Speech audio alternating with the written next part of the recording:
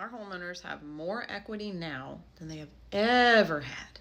And most of them have lower interest rates than they've ever had. But what is that creating?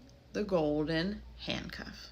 Okay, so they've got this amazing amount of equity. They're sitting on bags of equity, and they're very excited about that. They're ready to sell. They want to grab all of that equity that they've been paying into. They already get it that they're going to leave their 3%, 2% interest rate. They've already had that mental heartbreak, and they're just excited. They're like, oh my gosh, I'm ready to get out of this house. I'm ready to get into my 5-bedroom, $1 million house with all my equity. And they go, I'm ready to sell. And then they're like, wait, why isn't my house selling? I don't get it. We are unfortunately also up against one of the highest percentages of sellers taking their homes back off the market. And that's obviously coming from longer days on market, negotiations that they're not happy about, right? They don't understand why buyers aren't offering $1 million for their home, why buyers aren't busting down the doors to get to their open house, why buyers aren't falling over themselves to buy their home from 2019 that hasn't been updated since 2019.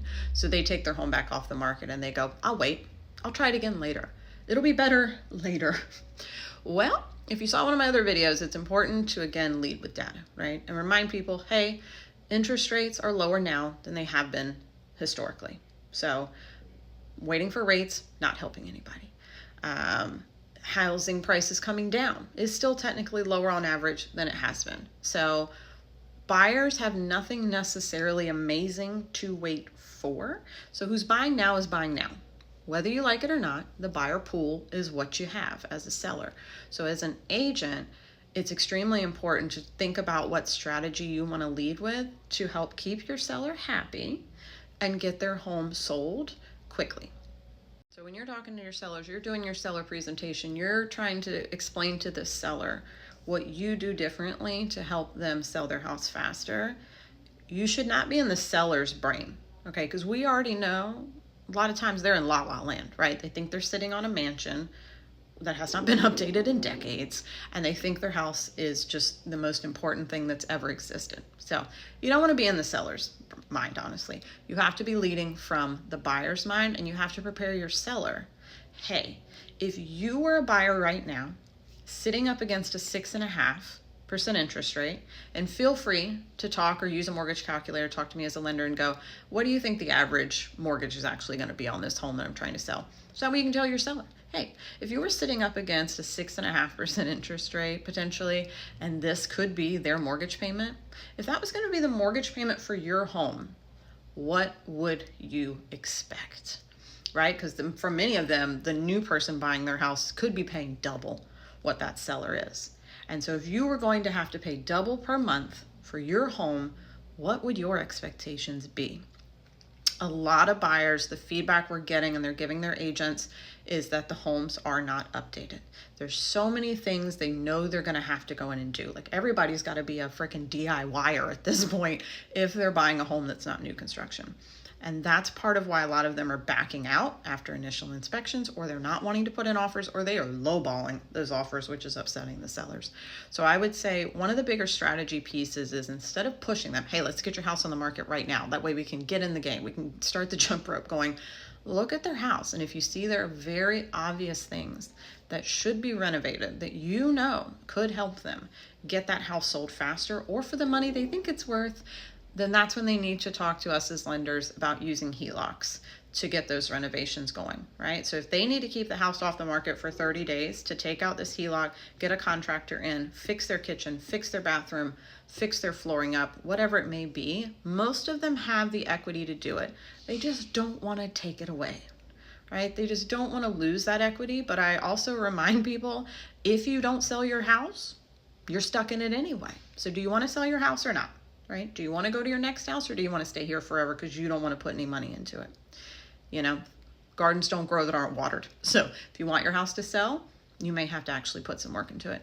So that's a big strategy for you guys, is instead of, again, pushing them on the market immediately, look at the house they have, look at things you know could help that house sell faster, and then see if they want to look at doing HELOC options to fix it before they put it. One of the other big strategies to start talking to your seller immediately up front about is If your home doesn't sell within the first couple of weeks, like you mentally believe it's going to, what are you willing to offer to incentivize? Again, if you walked into your home today and your mortgage was going to be double or more than what you're paying, what would you want? Would you want something fixed or would you want money? It's always one or the other for buyers. They either want something fixed or they want money. So reminding your sellers up front, be ready to offer an incentive. For 99% of your sellers as well, you've got new construction probably within 5-10 miles that is offering incentives out the you-know-what because they need to move their inventory. So reminding them, your buyer can go buy a brand new house that no one's even sat on that toilet seat, and they can get a significantly lower interest rate and get their closing costs covered. They don't want to go new construction though. They want to look at your home. What are you willing to offer them to make them want to move into your home, right? To be okay paying a double mortgage payment. So letting them know how seller concessions can really help elevate and push their sale to close faster, right? So the seller concessions, reminding them that it can go towards the interest rate for their buyer. And that's what the buyer's pain point is, right? Is that new mortgage payment. So reminding them that they may have to be willing to negotiate money to go towards repairs in the future so the buyer has more cash at closing. Reminding them that buyers are broke. Okay, the economy is not great, y'all. So a lot of my buyers do not just have hundreds of thousands of dollars hanging out, right? They're barely covering their down payment or closing costs. So they need money in their pocket. And so for a lot of them, that can be the make or break of maybe they are willing to buy a house that's not perfect or that isn't the most renovated or updated, but it's in the neighborhood they want and they can get money to help them either lower the interest rate or cover their closing costs. But we have to talk to sellers up front. Again, someone's walking into your home who's going to pay double than you potentially. What do they want?